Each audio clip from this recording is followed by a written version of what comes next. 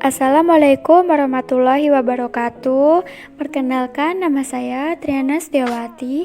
Di sini saya tidak sendiri, saya bersama dengan dua teman saya, yaitu Lia Deviana dan Sari Octavia.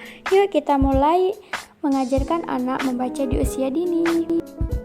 Sejak usia 3 bulan dalam kandungan, pikiran bawah sadar anak telah mampu menyerap kejadian yang dialami anak.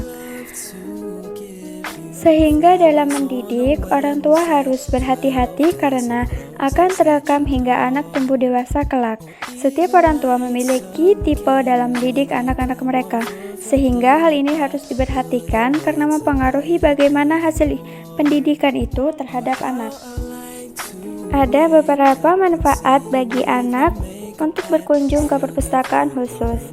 Salah satunya yaitu anak belajar menaati peraturan. Saat mengajak anak ke perpustakaan, tentu ia akan mengenal peraturan yang berlaku di perpustakaan yang harus ditaati. Seperti tidak boleh berbicara dengan suara keras, karena dapat mengganggu pengunjung lainnya. Kemudian mengembalikan buku ke tempat semula setelah selesai membaca, dan sebagainya.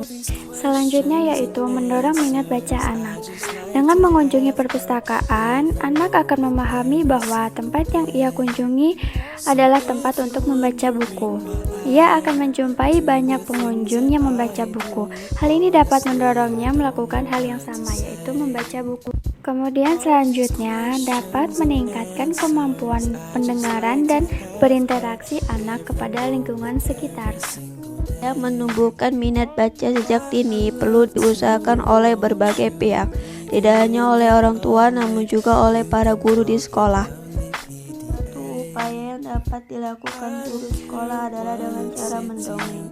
Mendongeng adalah cara yang paling mudah dan sederhana serta paling disukai anak, utamanya pada anak yang berusia 4-7 tahun.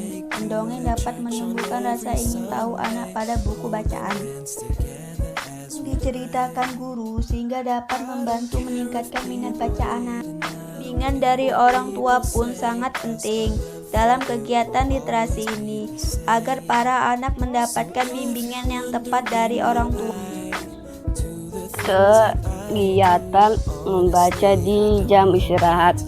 Selain makan di kantin, murid juga sebaiknya menyempatkan waktu untuk membaca buku di kelas ataupun di perpustakaan, karena dari sinilah mereka mendapatkan kesempatan untuk belajar mandiri dengan cara membaca buku tersebut.